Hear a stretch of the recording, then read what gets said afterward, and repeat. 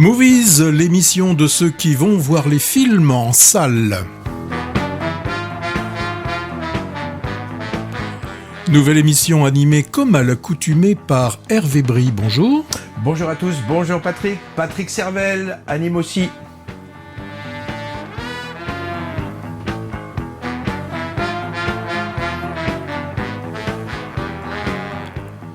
Sur cette dernière quinzaine, nous avons vu beaucoup de films. Ainsi, nous commencerons avec une chronique d'un petit village portugais, filmé à hauteur d'enfant, et c'est Alma Viva. Puis suivra un documentaire sur le travail de la chorégraphe Pina Bausch. Dancing Pina.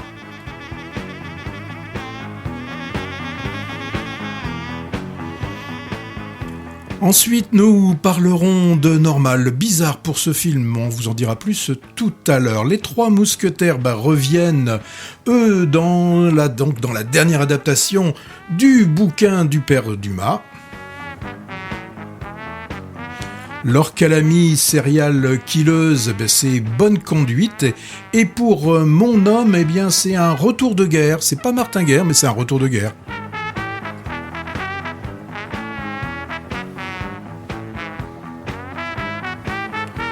Un autre documentaire, et celui-ci c'est sur une structure d'accueil, sur des personnes, donc structure d'accueil pour des personnes atteintes de troubles psychiatriques. Et le titre c'est sur l'Adamant.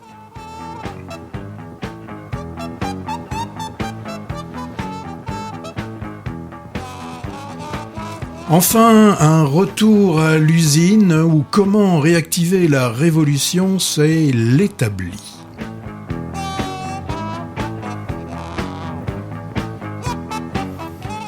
Et bien évidemment, nous reviendrons dans la séquence deuxième couche sur les films que nous avons déjà vus et que nous aimons.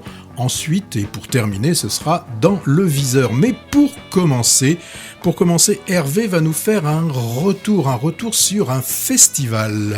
Oui, rubrique festival dans Movies, un peu comme d'habitude, on parle des festivals, là c'est celui de Brive-la-Gaillarde. Dans le cadre de ses pérégrinations dans différents festivals de cinéma, Movies s'est rendu dans quelques jours aux rencontres internationales du moyen métrage de Brive, qui s'est tenu donc la semaine dernière du 3 au 8 avril.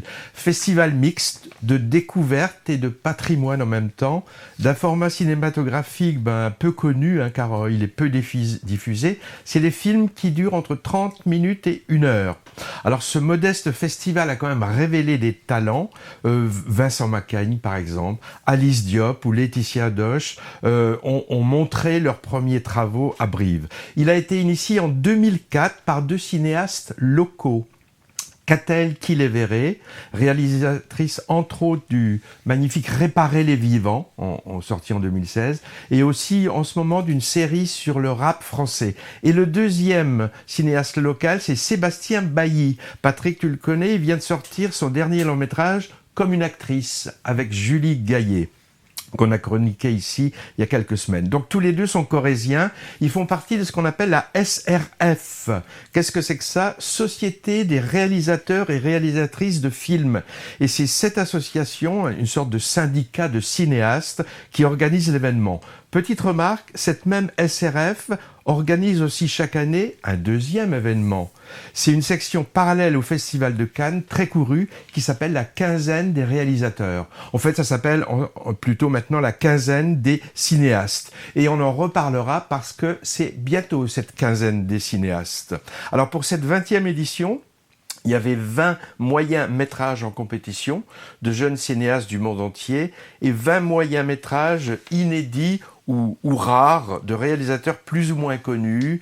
Il y avait par exemple un Chabrol, Godard, Bellocchio, Oshima, Jean Romero, etc. Et chaque séance comportait 2 films et était programmée 2 ou 3 fois. Alors moi, j'ai pas tout vu, et de toute façon, inutile de les recenser car il y a peu de chances de les voir. Je remarque quand même que tous ceux que j'ai vus, un peu comme pour les longs métrages, souvent, les idées de départ sont souvent originales et les films sont adroitement réalisés, mais ça coince un peu sur la fin. On dirait que parfois les auteurs ne savent pas comment terminer leur film. En tout cas, c'est dommage qu'il soit si peu diffusé parce qu'il y a vraiment des vraies perles. Et Patrick, j'ai lu quelque part qu'il y a 300 production de moyens métrages en France chaque année. Alors il y a sans doute beaucoup de courts métrages qu'on a plus l'occasion de voir, mais des moyens métrages, non.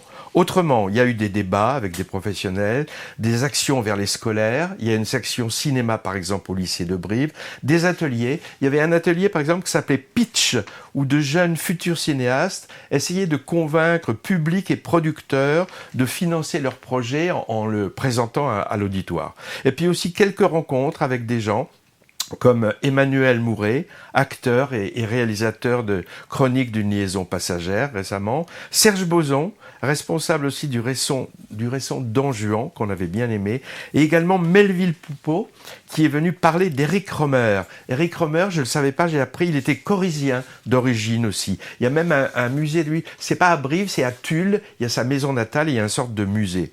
Alors ça, c'était passionnant parce que Melville Poupeau, il était accompagné d'une dame moi, que je connaissais pas, mais que j'ai découvert, qui s'appelle Françoise Etchegaray. C'était l'assistante de Jean Eustache avant de produire les films de Rohmer des années 90 et 2000. Et elle a raconté plein d'anecdotes assez étonnantes sur sa carrière. Elle travaille par exemple en ce moment pour les films du Losange. C'est eux qui sont en train de restaurer tous les films de Jean Eustache. Et elle nous a donné plein d'anecdotes aussi sur les tournages qui avaient l'air assez rigolos avec Éric Rohmer. Dernière chose, le festival de Brive est lié à celui de Poitiers et au festival également de Bordeaux, le FIFIB, deux festivals où Movies s'est rendu. Et il est également lié au festival de Contis. Contis, c'est dans les Landes. Il y a un festival qui a lieu fin juin et on en parlera sans doute de ce petit festival. En attendant, Patrick s'est acheté une bonne conduite, je crois. Oui, pour aller voir un film de Jonathan Barré avec Laure Calamy. Alors, dans ce film, Pauline a une méthode, elle, bien particulière pour faire de la prévention routière, puisqu'elle travaille comme formatrice dans ces centres de récupération de points. Elle fait ça pendant la journée, et le soir, elle se transforme en serial killeuse de chauffards la nuit. Ces stages de récupération ont un intérêt, c'est qu'ils sont ouverts à tout le monde sans distinction, hommes et femmes, de toutes les classes sociales. Et là, pendant 2 jours, donc toutes ces personnes se retrouvent, alors que normalement, ces personnes ne devraient jamais se rencontrer. Donc, on a Laure Calamy, qui est une ancienne psychologue, mais qui, dans son parcours personnel, a eu un drame puisqu'elle a eu un accident dans lequel son mari est décédé, et accident provoqué par un chauffard qui a pris la fuite. Et depuis ce moment-là, elle n'a plus qu'une seule... Enfin, c'est devenu une obsession. Elle zigouille les conducteurs responsables d'accidents mortels qui tomberaient sous sa coupe. Alors que, pour tous les crimes précédents, elle a tout bien réglé, elle a laissé aucune trace et personne n'est venu l'embêter là-dessus. Eh bien là, et c'est le cas de le dire, elle va faire une sortie de route, c'est le cas, ouais, vraiment le cas de le dire, puisqu'un détail va faire que la police va pouvoir commencer à traquer la coupable. Alors au niveau de la police, alors c'est un truc un peu classique, on a 2 policiers vraiment différents. On a celui qui vient de la région de Montpellier, qui vient du sud, et puis on a celui qui est le pur produit du terroir, le breton du film. Bon, une très bonne idée de départ. D'ailleurs, ça aurait vraiment pu être le pitch d'un film de Mocky ou peut-être d'un Dupieux de maintenant. Mais le problème, c'est qu'au bout de 10 minutes, on se rend compte que le film manque un petit peu de sérieux dans le scénario et dans la réalisation que je trouve un peu hasardeuse. Alors 10 minutes seulement, alors. Ouais, allez, soyons gentils, peut-être 20 minutes. Ouais, allez. Mais après, bon, j'avoue que on s'est un petit peu... je me suis un petit peu ennuyé à voir ce film. Alors, il y a des moments... C'est vrai que le duo des 2 policiers un peu idiot quand même, fait mouche, il y a des répliques qui sont intéressantes, mais finalement, moi, j'ai trouvé que ce film, c'est pas le film qui m'a le plus ému, vais-je dire, dans ces 15 derniers jours. Et je pense que, voilà, peut-être que Laure Calamy je sais pas si elle lit les scénarios jusqu'au bout. J'ai l'impression que pendant longtemps, entre guillemets, elle a un peu galéré. Hein.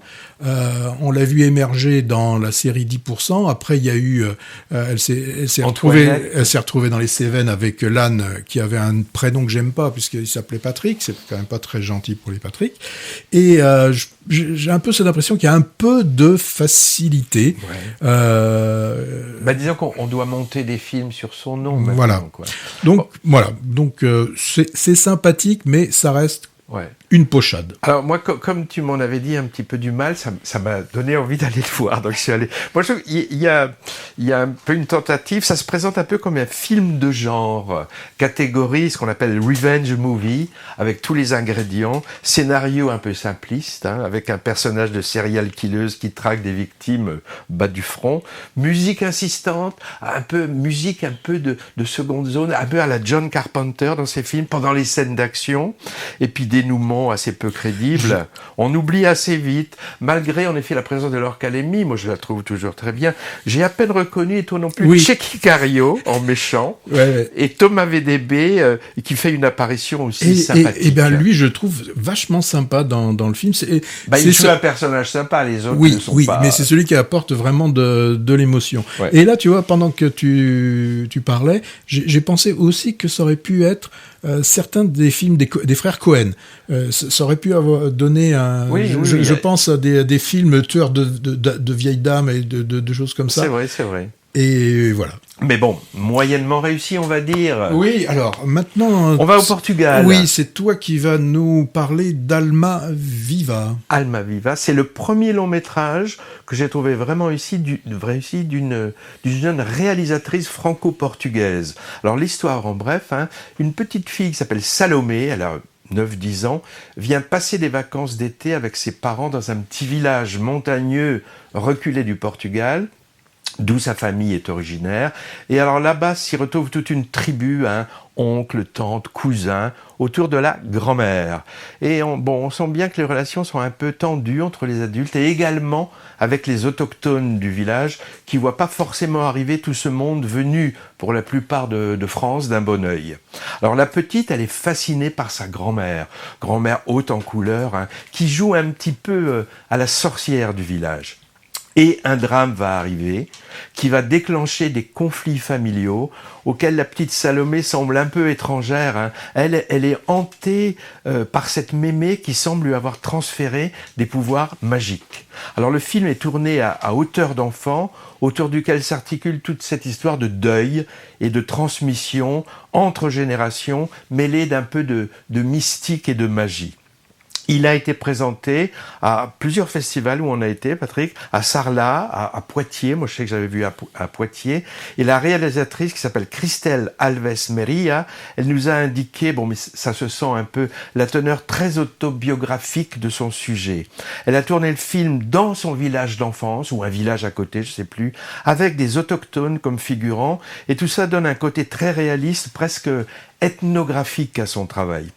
Alors il y a également, et ça c'est vraiment très très drôle, un côté farce avec des passages qui font penser au cinéma de Ettore Scola ou Dino Risi. On se croirait parfois dans Affreux, sale et méchant ou dans L'argent de la vieille, avec des histoires de jalousie, de tromperie, de rivalité entre les gens de la famille et les gens du village, et notamment une scène d'enterrement assez mémorable de drôlerie. D'ailleurs, la réalisatrice a avoué qu'elle adorait la comédie italienne, c'était une de ses références cinématographiques et ça se voit, elle en est une digne héritière avec sa comédie lusitanienne teintée de magie. Encore une enfant actrice qui a la grâce, un peu comme dans Normal, dont on va parler tout à l'heure, ou dans le récent et malheureusement trop peu vu Dalva, mais un peu plus jeune que dans ces deux films. Ce qui ajoute au côté autobiographique, c'est que cette petite actrice, c'est la propre fille de la réalisatrice, qui lui fait donc jouer son propre rôle à son âge. Encore des histoires de filles et de fils d'eux, vous me direz. J'ajoute deux choses. Très belle lumière, aussi bien dans les intérieurs que pour les scènes de nature, qui est magnifiée ici par le chef opérateur, ou la cheftaine opérateuse, non, je sais pas, la chef opératrice. Sont évoqués aussi au passage les dégâts sur cette nature, avec les incendies qui ont ravagé récemment une partie du Portugal. Et enfin, Almaviva a représenté le Portugal aux Oscars cette année. Bon, il n'a pas eu l'Oscar, mais c'était pas mal du film étranger. C'est quand même pas mal pour un premier film qui mérite un grand succès. On verra si c'est le cas. Musique maestro.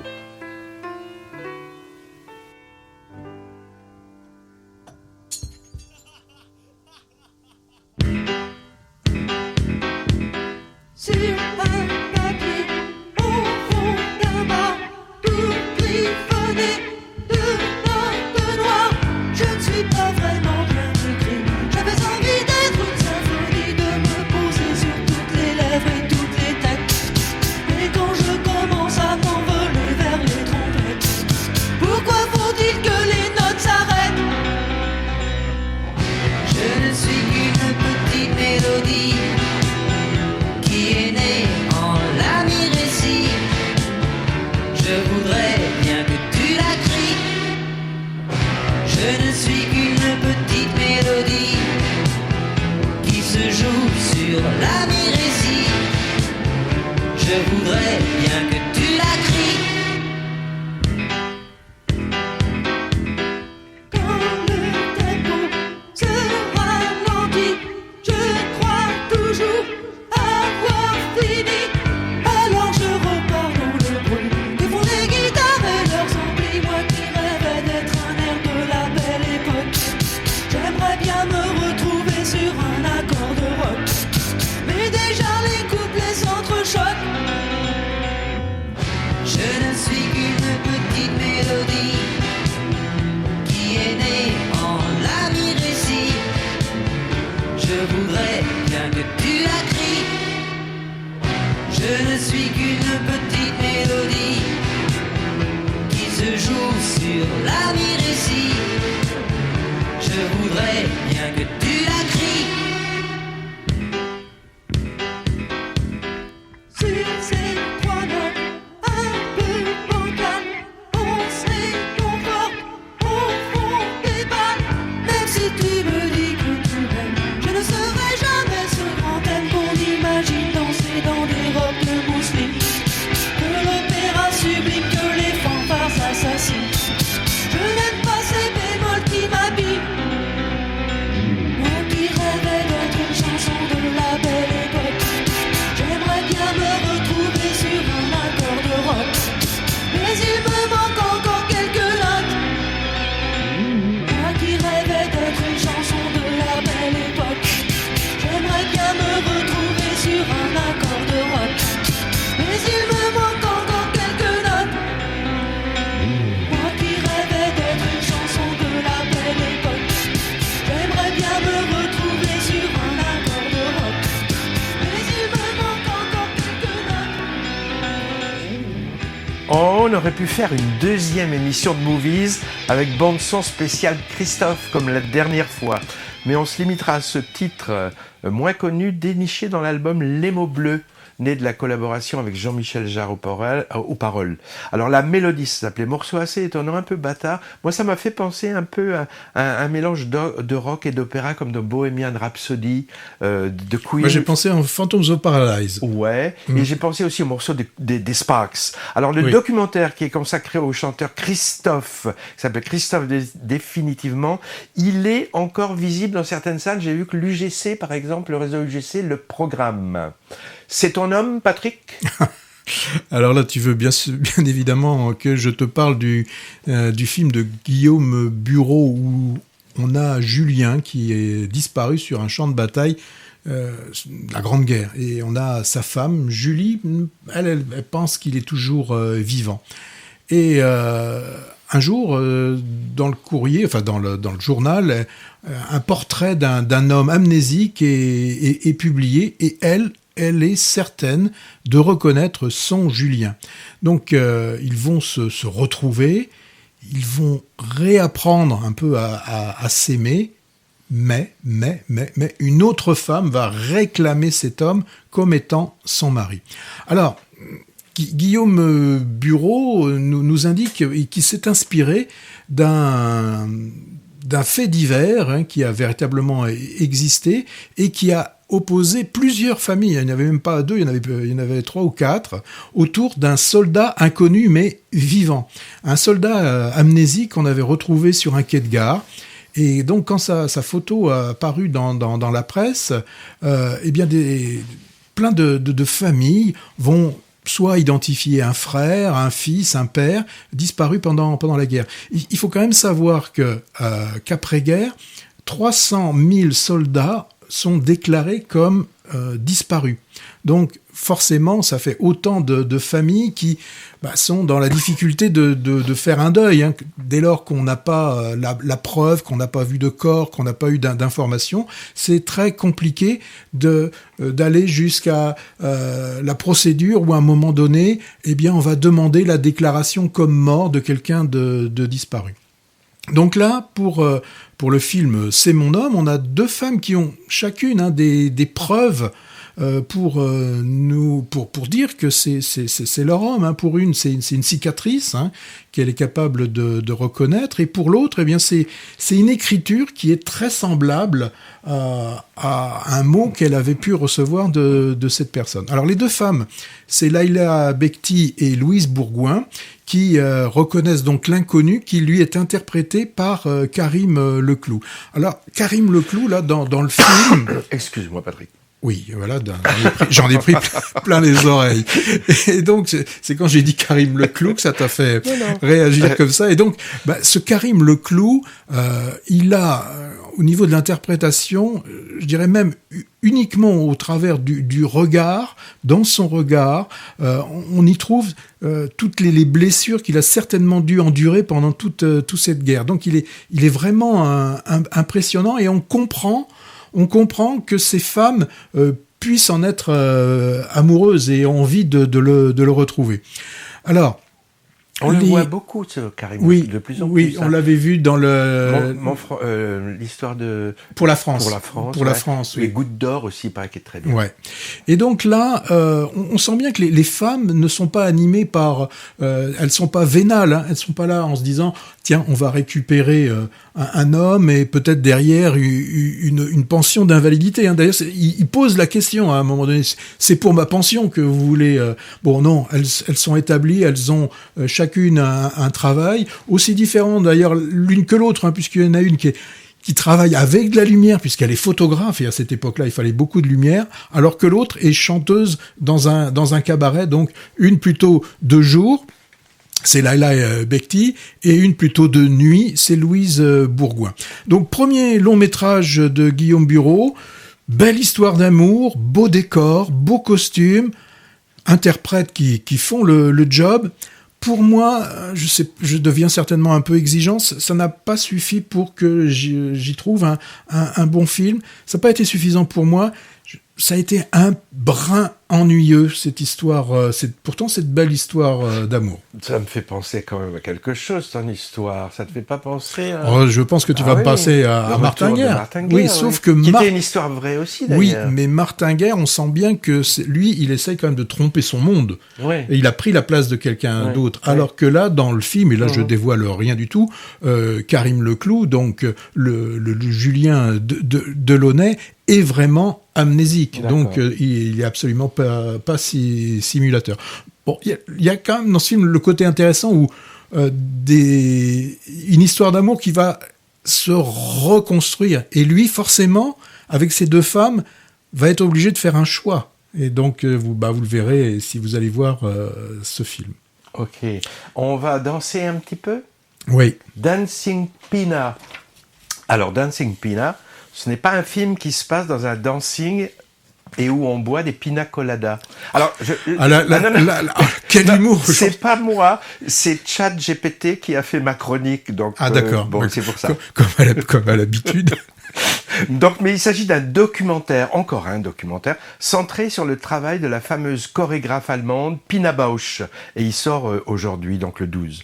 Un autre long métrage sur la danse, après les fictions, par exemple, Encore ou Ouria, qui parlaient aussi de danse, mais c'était des fictions. Cette fois donc, dans un esprit un petit peu comme le film récent qui s'appelait Les Indes galantes, où on suivait les répétitions de jeunes danseurs venus du hip-hop qui montaient un opéra à la Bastille. Et ben c'est un peu cet esprit-là, Dancing Pina. On suit dans ce film, en 2019-2020, les répétitions en parallèle des relectures de 2 spectacles montés par Pina Bausch il y a une quarantaine d'années et reprises par ses anciens élèves devenus chorégraphes à leur tour. Alors il y a un passage qui se passe, une partie qui se passe au Sénégal, dans une école de danse à ciel ouvert dans le désert au bord de l'océan, où les élèves travaillent le sacre du printemps, et l'autre, c'est en Allemagne, dans un grand théâtre de Dresde, où se monte un Iphigénie. Grand contraste, évidemment, entre ces 2 lieux, mais avec la même énergie, la même sueur, la même rigueur dans la précision des gestes et la même caméra immersive qui capte tout ça au plus près.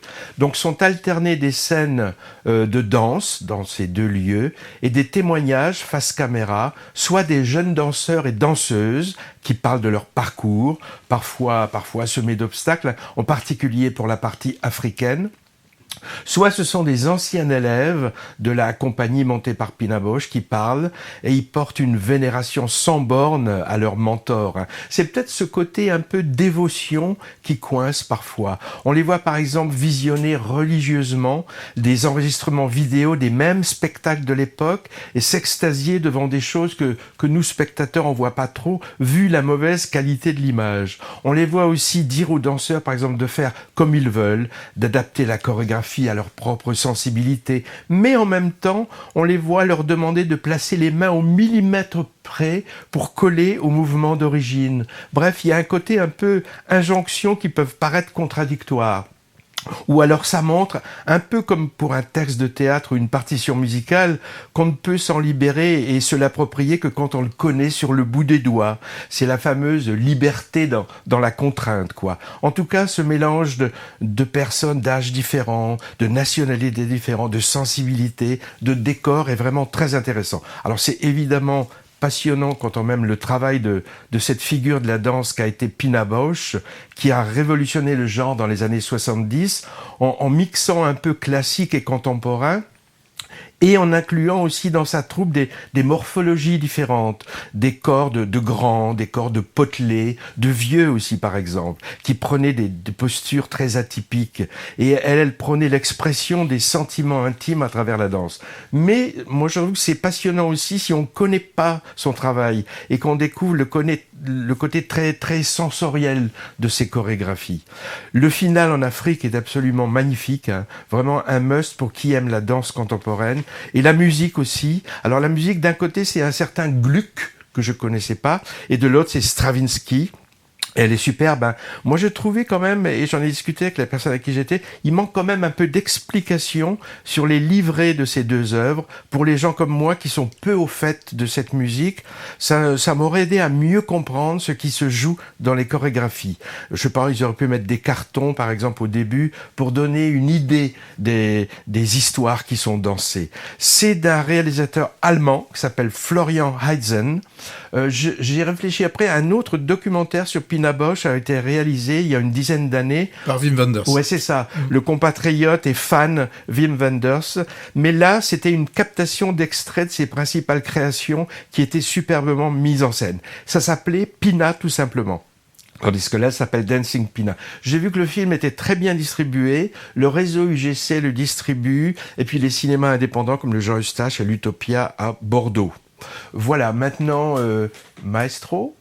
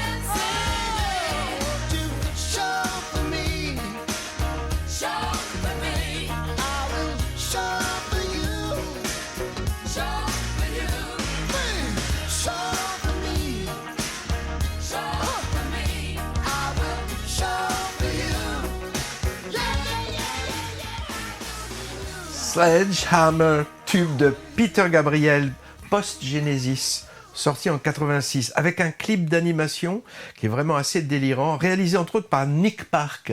Nick Park, c'était le papa de Wallace et Gromit, Chicken Run, Shaun le mouton. Peter Gabriel a entretenu des rapports étroits avec l'image filmée, pour des clips donc, mais aussi pour des musiques de films.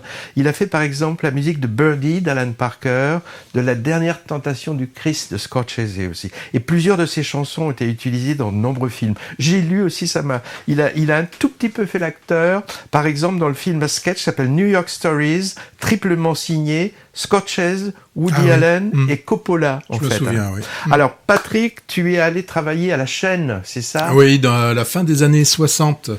On a des militants d'extrême gauche qui se font embaucher dans des usines et aussi dans les campagnes, mais là on va plutôt être dans les usines, afin de comprendre le travail en fait de l'intérieur et aussi, c'est quand même le but principal, de préparer la révolution à venir. Et on les nommait les établis. Ils ont été 2 à 3 000 à travers la France, des étudiants, beaucoup d'intellectuels venant des classes bourgeoises. Et donc ce film va nous parler de l'un d'entre eux. Alors moi, quand j'ai vu le film annonce... Quel est le titre du film? Alors, oui, justement, j'y arrive. Non, mais il y a quand même une certaine construction dans mes interventions. Alors, lorsque j'ai vu le film annonce donc de l'établi, je pensais qu'on parlait de l'outil de travail, le meuble qui sert aux ouvriers. Bien non, établi, ce sont ceux qui sont... Oui, mais je pense qu'ils jouent sur les deux. Oui, je pense qu'il y a voilà, donc ça a marché avec moi. Donc moi j'ai foncé et j'y ai vu les tableaux. Donc je m'étais planté. En fait, c'est vrai, je connaissais pas ce terme ni l'histoire de ces personnes d'extrême gauche qui lâchaient tout pour comprendre ce qu'était le travail des ouvriers. Donc c'était après 68. C'est après 68. On est encore en 68, mais c'est la fin 68. Et là, donc, en fait, c'est un peu le vieux truc du cheval de Troie. C'est on rentre à l'intérieur, le loup dans la bergerie, enfin le truc classique. Donc rentrer dans l'usine pour y fomenter la révolution. Oui, c'est quelques mois après 68. Donc celui sur lequel le focus est fait s'appelle Robert. Il est normalien. Il enseigne dans grandes universités et il est militant d'extrême gauche. Il va se faire embaucher chez Citroën en tant que travailleur à la chaîne. Donc son but, c'est relancer la révolution dans les ateliers. On voit que les ouvriers sont un peu fatigués parce qu'ils ont quand même beaucoup donné au travers de ces dernières grèves. Et je ne veux pas dire qu'ils veulent tourner la page, mais peut-être qu'ils ont envie quand même de passer un petit peu à autre chose. Alors il y a un événement qui va être important pour Robert, c'est que l'usine Citroën, faut dire qu'elle manque pas d'air quand même, c'est qu'elle demande aux ouvriers de payer ce que l'entreprise a lâché suite aux accords de Grenelle. C'est-à-dire qu'elle va leur demander demander donc aux ouvriers de travailler 3 heures de plus par semaine, non payées, pour, alors je mets entre les guillemets, pour rembourser. Même pour ceux qui viennent d'être embauchés. Donc, à la limite, on pourrait dire, même si c'est quand même grossier comme truc, et ça manque pas d'air, mais ceux qui rentrent, eux, ils y sont pour rien, et eux, c'est pareil. Et donc là, va commencer, il va pouvoir, le Robert, s'appuyer sur certaines personnalités fortes, et commencer à proposer de faire la grève, et c'est ce qu'ils vont faire, c'est-à-dire que normalement, ils devaient terminer donc à 17h45, et bien à 17h, ils commencent à arrêter de travailler. Alors, c'est l'histoire, donc l'établi, j'ai bien répété le film, le titre du film, c'est une adaptation d'un roman qui portait donc le même nom, de ce qu'on appelle un roman, donc éponyme. Un roman ou vraiment une histoire? Oui, vraie? Alors, c'est un roman, mais qui était d'après une histoire vraie, puisque c'est bien Robert Linhart qui était celui qui est rentré dans l'usine. Alors, ce qui est intéressant dans ce film, ça m'a fait penser à un autre, c'est les réactions des ouvriers lorsqu'ils vont apprendre, quand va y avoir ce coming out, quand ils vont savoir que Robert, en fait, est un intellectuel bourgeois. Parce que quand on voit là où il habite, Bon, c'est pas dans les dans les bidonvilles, hein, pour certains, où vivent certains ouvriers, surtout étrangers, hein, qui vivent dans des maisons faites de briques et de broc, hein, et là, certains vont comprendre sa démarche, d'autres mais la rejettent d'une façon violente, parce que pour eux, il y a une sensation de trahison. Et il y en a un d'ailleurs qui dit, mais si Robert est licencié, lui c'est simple, hein, il retrouvera son emploi de prof, pas nous.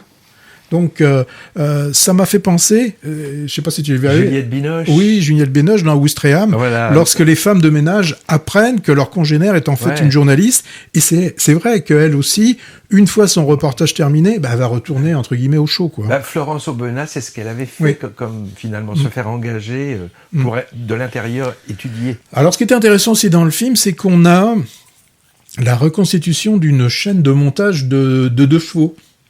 Et là, alors je me suis dit, mais comment ils ont pu faire ? J'étais étonné de trouver vraiment des pièces détachées de 2 chevaux. Eh bien, ils se sont installés alors dans une friche industrielle Michelin à Clermont-Ferrand.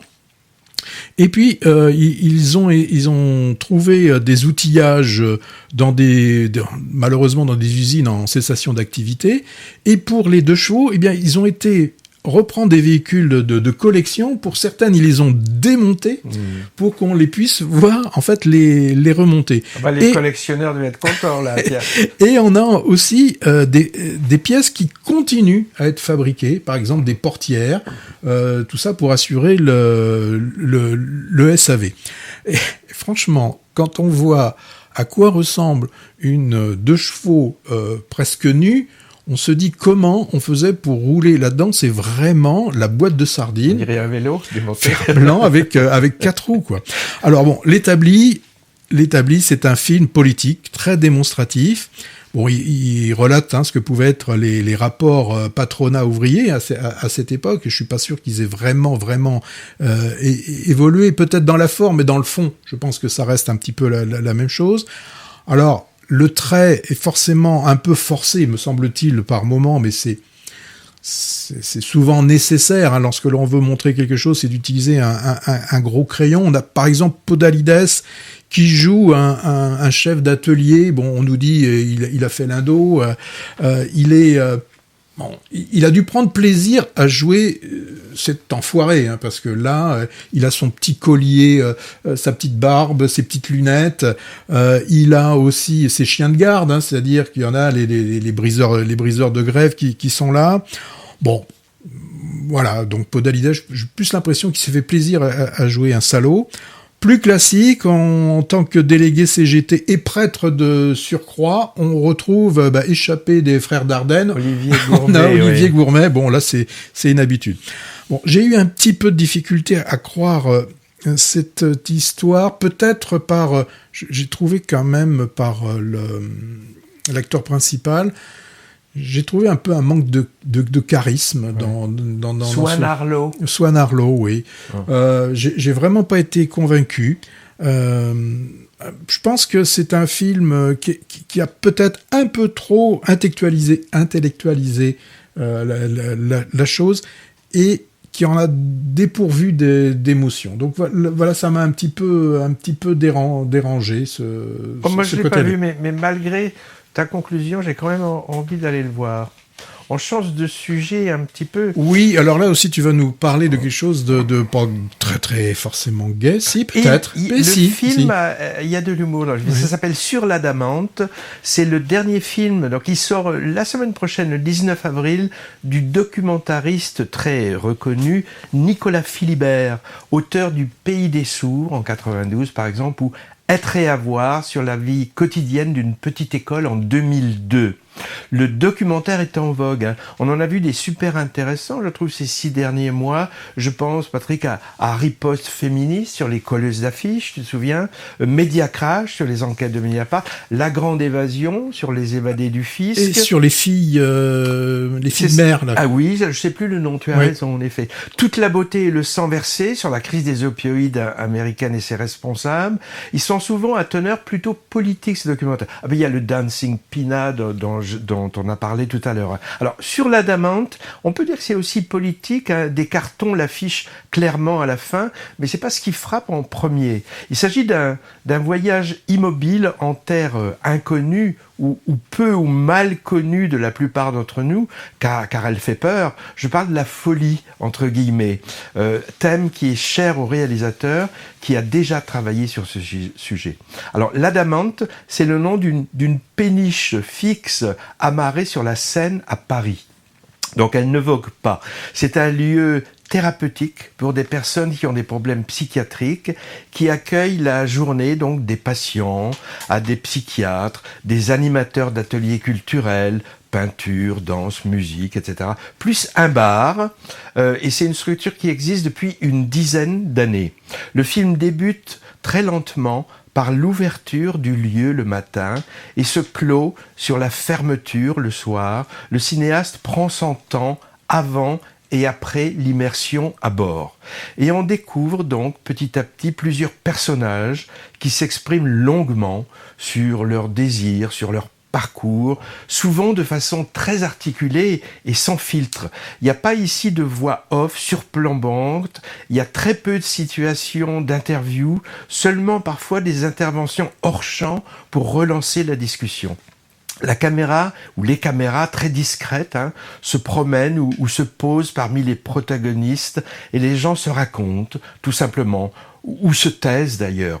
C'est vraiment passionnant et c'est très émouvant. On a toute une galerie de personnages avec des comportements qui peuvent paraître étranges et qui sont parfois drôles. Il y a la dame qui joue à la chef, par exemple, le lettré timide et un petit peu mytho, le musicien, celle qui veut animer un atelier de danse. Ils sont tous plus ou moins cabossés et ils sont vraiment attachants. Il y a aussi des thérapeutes qui prennent la parole et on ne sait pas parfois si c'est un patient ou si c'est un accueillant qui cause. Et ce brouillage des frontières qui est voulu, a dit après Nicolas Philibert, il est vraiment assez étonnant. L'humour aussi est présent. Alors, il y a notamment un running gag où la comptabilité du bar, qui est faite en commun, et les comptes ne tombent jamais juste. Alors, le tout début, moi, m'a cloué au fauteuil. On y voit un des protagonistes interpréter a cappella une chanson très, très connue du groupe Téléphone, et c'est vraiment bouleversant. On la passera, tiens, cette chanson, une prochaine fois. Alors j'imagine la patience qu'il a fallu au réalisateur et à son équipe, sans doute très légère, le temps nécessaire pour gagner la confiance des uns et des autres, afin qu'ils oublient les caméras, et aussi sans doute les dizaines d'heures de rush à monter. Donc sur l'Adamante, pour moi, c'est vraiment une bouffée d'humanité ou d'humanisme, je ne sais pas comment dire. En tout cas, c'est souvent une des caractéristiques du travail de Nicolas Philibert. Et ce film fait voir sous un autre jour la folie, entre guillemets, avec l'idée aussi de la déstigmatiser. C'est un des combats de Nicolas Philibert. Alors, contre toute attente, le film a décroché l'Ours d'Or à Berlin en février dernier. Moi, j'ai vu ému Nicolas Philibert. Il avait préparé un texte en anglais, parce que là-bas, on parlait en anglais, et il savait plus comment parler, donc il a demandé à un traducteur d'intervenir. Il a remercié le jury d'avoir mis le documentaire à l'honneur dans un grand festival.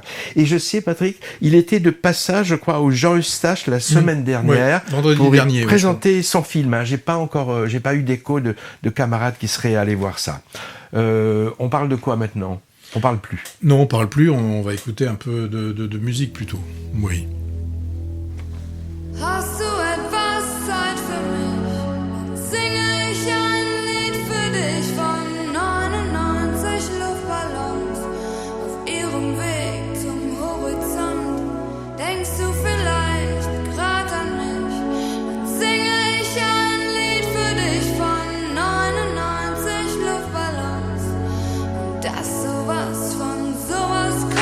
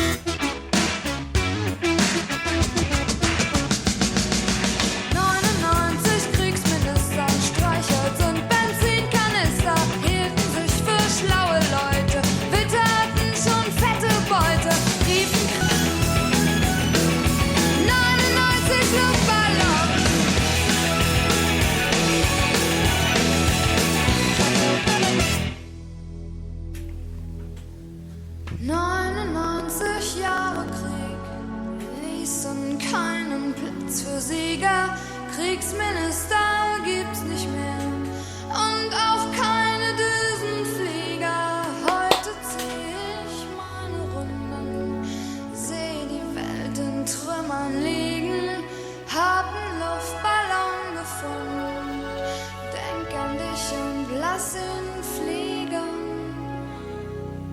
C'est si rare de l'allemand. Eh oui, 99 Luftballon, 99 ballons de baudruche en français. Immense tube de 83 d'un groupe allemand mené par la chanteuse Nena. En fait, c'est une chanson, j'ai regardé la traduction, un texte engagé en pleine guerre froide. Les 99 ballons de baudruche passant par-dessus le mur de Berlin. C'est un titre qui a été utilisé dans beaucoup de films, hein. Bon, car marqueur de cette période, hein. Dans Boogie Night de Paul Thomas Anderson, dans La Buzz, il y a de 2003, dans Camille Redouble aussi en 2012, et aussi dans plusieurs séries. Par exemple, Les Simpsons, la série d'animation qui s'est fait une spécialité de malaxer la pop culture. À toi, Patrick. Oui, je vais vous parler d'un film qu'on avait bien aimé tous les deux et qu'on avait découvert lors du dernier festival d'Angers. C'est Normal, un film d'Olivier Babinet. Là, c'est Lucie qui a une quinzaine d'années, qui a une imagination assez débordante. Hein. Elle écrit un roman autobiographique et elle vit seule avec William, son père, qui ressemble un peu à un adolescent un peu attardé, mais qui lutte contre la sclérose en plaques. Donc pour Lucie, entre le collège, un petit boulot, la charge du quotidien, elle doit gérer, tant bien que mal, tout ça. Et donc, son moyen pour elle de s'échapper, c'est l'écriture d'un roman autobiographique, un peu fantasque, qui nous fait naviguer entre rêve et réalité. Alors, ce qui va changer un peu, l'annonce d'un problème pour eux, c'est lorsque on leur indique qu'une assistante sociale doit venir voir un petit peu comment se passe cette relation, ce fonctionnement entre le père et la fille. Donc il y a 2 semaines, on parlait d'Alva. Là, c'est Lucie qui a quasiment le même âge et à qui aussi on fait vivre des choses qui ne sont pas de son âge. Bon, là, pas de problème, il n'y a pas de problème d'inceste comme dans Dalva. Là, de l'amour, il y en a, et de l'amour qui est bien placé entre ce père et cette jeune fille. Mais normalement, où c'est le parent qui doit s'occuper de l'enfant. Ici, on a la situation inverse, c'est l'enfant qui doit gérer ses propres problèmes, déjà d'adolescente, et en plus, gérer au quotidien son père malade. Le père malade, c'est le père fantasque et malade, est interprété par un Benoît Poelvoort qui est assez extraordinaire. Je suis sûr que si le film était américain, il est garanti d'arriver aux Oscars. Alors je ne sais pas s'il sera au César, de plus comme le film, je crois, est plutôt belge, donc je ne suis pas sûr qu'on puisse le voir. Là, vraiment, Poelvoort, il n'a pas hésité à aller jusqu'au bout, à casser. On ne peut pas plus casser son image comme il le fait. Quand on le voit en peignoir, avec ses jambes toutes maigres, ou avec un jogging approximatif, une coupe de cheveux à la mulet, vous voyez, tu vois un petit peu ce que ça donne. Bon, il est énormément drôle dans ce film. À aucun moment, il ne se plaint, alors que pourtant, il aurait des raisons de se plaindre, puisqu'on le voit quand même, au fur et à mesure du film, diminuer de jour en jour. Eh bien, tout ce qui lui reste d'énergie, il essaie de la communiquer à sa fille. La jeune fille, c'est Justine Lacroix, elle est juste parfaite dans le rôle. Et je l'ai vu interviewer, elle n'a pas eu peur de jouer avec Poelvoort parce qu'elle connaissait pas. C'est pas un film qui fait partie de son, un film. C'est pas un acteur qui fait partie de son univers. Donc pour elle, ça a été assez facile. Alors un sujet quand même assez avec un pathos quand même assez lourd. Eh bien Olivier Babinet, il nous propose finalement une comédie pleine de fraîcheur, de tendresse, d'émotion et de lumière. Poelvoort, moi je l'avais adoré dans une scène dans Adieu Paris, quand il chante la chanson de Charles Bois, « Je suis un gars ben ordinaire ». D'ailleurs, Charles Bois, il y a peu de temps, on l'a vu, il a dit il l'interprète beaucoup mieux que moi. Donc ce film, je vous le conseille, allez-y. Il doit être que sur 1 ou 2 écrans. sur la région bordelaise. Ouais, Donc, mais on en parle quand même pas mal. ouais. J'ai vu dans la presse, dans la radio, peut-être qu'il risque d'accueillir du monde. Moi, je trouvais intéressant parce que c'est un film qui hésite entre plusieurs registres. Tragique, film social, college movie aussi américain, hein. Et puis le côté farce. Il y a tout un jeu, par exemple, sur le gore des séries Z, parce qu'ils adorent les séries Z, elle et son père. Bref, un genre difficile à définir. Et l'époque aussi est assez indéterminée également. Volontairement, hein, nous avait dit le réalisateur Olivier Babinet, dont c'est le 4e long métrage. Et donc Papa Poule, le Vorde, est vraiment aussi inattendu et drôle. Et l'actrice est épatante. J'ai lu quelque chose, figure-toi que c'est tiré d'une pièce de théâtre d'un dramaturge qui a mené des ateliers auprès de jeunes aidants, c'est-à-dire des enfants qui aident leurs parents en difficulté. Et c'est vrai, finalement, c'est du vécu un peu, mais qui est transformé par la fiction. C'est vraiment intéressant. Il nous reste à parler des 3 mousquetons. Oh, je pense que je le ferai peut-être en bonus. Donc, Ok, on le fera en d'accord. bonus. On va plutôt... Alors, quelqu'un m'a dit qu'avec ces sortes de bonus qu'on fait, là, c'est pour teaser les auditeurs. C'est pour qu'ils aillent voir sur le site l'instantciné.fr ou autre adresse pour voir les bonus. Donc, il y aura des bonus. Il y aura donc un bonus sur les 3 mousquetaires.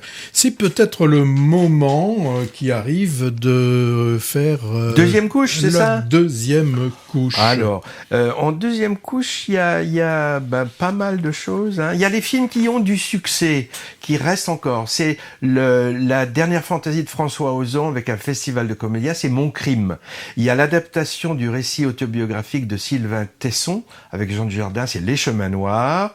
Un jeune homme qui prépare le diplôme de sage-femme avec Karine Viard en coach, c'est Sage Homme. Le thriller politico-social avec René Camarder. Ouais, celui-là, on a bien aimé, on vous en a déjà parlé. De Grandes Espérances. Et Je verrai toujours au visage, film choral qui nous fait découvrir la justice restaurative. Ceux-là, ils marchent, ils restent à l'affiche. Et puis, il y en a d'autres, faut se dépêcher si on veut les retrouver. J'ai vu que Le Retour des Hirondelles, paysannerie chinoise contemporaine, La famille Asada, tragicomédie japonaise, The Lost King, bonbon anglais, Christophe définitivement, le document sur le chanteur, Le bleu du cafetan, évocation sensible de l'homosexualité au Maroc, La syndicaliste, Huppert magistrale en lanceuse d'alerte, et Un homme heureux, comédie sur la transition de genre avec Lucchini et Catherine Frotte. J'ai vu que ceux-là, ils sont encore un petit peu à l'affiche. Hein. Alors ceux qu'il faut bien chercher, parce qu'ils disparaissent, c'est N'oublie pas les fleurs, sublime mélo japonais sur les relations mère-fille, Ouria, avec Lina Koudry, une danseuse algérienne dans les années 90, et Dalva, qu'on a évoqué plusieurs fois. C'est dommage qu'il ne reste pas. Alors, Dalva, il va passer au Jean Eustache, il va passer que 3 fois. Ouais. Donc, allez regarder sur le net pour trouver les horaires, mais vraiment, allez voir ce très beau film. Tous ces films qu'on a cités, vous trouvez nos chroniques, nos impressions sur ces films dans nos podcasts. Alors, on va voyager dans le viseur. Il y a plein de films prévus qui viennent du monde entier. Alors, en Corée, si vous voulez en Corée, il y a About Kim Soo-hee, polar avec une lycéenne en personnage central. Vous voulez aller en Irlande, The Quiet Girl, mélo familial, qui a été tourné, Patrick, en gaélique, en langue gaélique. Ça, c'est très rare. Un film allemand, Cocon. Et puis aussi, un animé japonais, dont on parle beaucoup en ce moment, qui s'appelle Suzume, qui était en compétition à Bellerin. Brighton 4, Brighton 4, film géorgien. Les complices, ça c'est bien français. C'est sur un tueur à gages qui veut se mettre au repos. C'est avec combien il s'appelle Damiens, ça a l'air très drôle. Et puis Les âmes sœurs, le dernier Téchiné quand même. Hein. Et il y en a encore d'autres, on les dit ou pas ? On n'a pas le temps ? Non, on n'a pas le temps. On a juste le temps de dire au revoir, peut-être. Bah ouais. Bon, alors on vous dit au revoir dans bientôt une quinzaine, le 29 avril. On rappelle que vous pouvez revoir tous nos chroniques sur l'instantciné.fr. Cliquez sur les films pour avoir simplement le film si vous voulez. On a saucissonné l'émission. Merci, au revoir.